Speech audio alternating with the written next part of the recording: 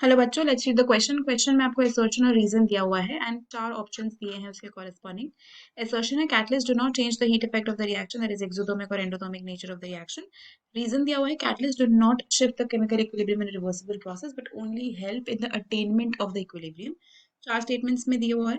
Both assertion and reason are true and reason is the correct explanation of assertion. Assertion and reason are true but reason is not the correct explanation of assertion. Assertion is true, reason is false, assertion is false, reason is true। ये चार options आपको दिए गए हैं। तो अगर हम बात करते हैं इस क्वेश्चन में अबाउट द की कॉन्सेप्ट, तो जो हमारा की कॉन्सेप्ट होगा वो होगा इफेक्ट ऑफ कैटलिस्ट। ठीक है। अब अगर हम बात करते हैं कैटलिस्ट की, तो कैटलिस्ट एक ऐसा सब्सटेंस है जो डाला जाता है to alter the rate of the reaction.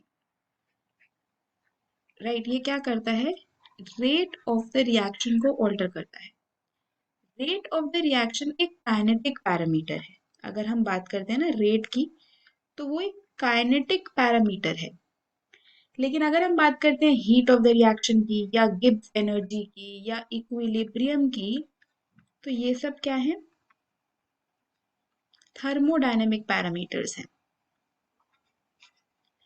तो जहां तक बात रही कैटलिस्ट की, तो कैटलिस्ट सिर्फ रेट ऑफ द रिएक्शन यानी कि सिर्फ काइनेटिक पैरामीटर्स को अफेक्ट करता है। इट आइदर इंक्रीजेस और decreases the rate of the reaction. ये इक्विलिब्रियम अटेन करने में जल्दी कर देगा कि एक हमने कैसा कैटलिस्ट डाला, एक पॉजिटिव कैटलिस्ट डाला, तो वो क्या करेगा, बाद में वो रीजनरेट हो जाने वाला है, वो बस प्रोडक्ट तक पहुंचाने में आसानी कर देगा। तो इक्विलिब्रियम जल्दी अटेन हो जाए उसका वो ट्राई करेगा, लेकिन इक्विलिब्रियम को अफेक्ट नहीं करेगा, खुद रीजनरेट हो जाएगा और ना ही हीट को इफेक्ट करने वाला। रिएक्शन अगर एक्सोथर्मिक थी वो एक्सोथर्मिक ही रहेगी, एंडोथर्मिक थी तो वो एंडोथर्मिक ही रहेगी, क्योंकि थर्मोडायनेमिक पैरामीटर्स को अफेक्ट नहीं करता है, सिर्फ काइनेटिक पैरामीटर्स को अफेक्ट करता है। तो अगर असर्शन की बात करो catalyst do not change the heat effect of the reaction, ये बात बिल्कुल सही है।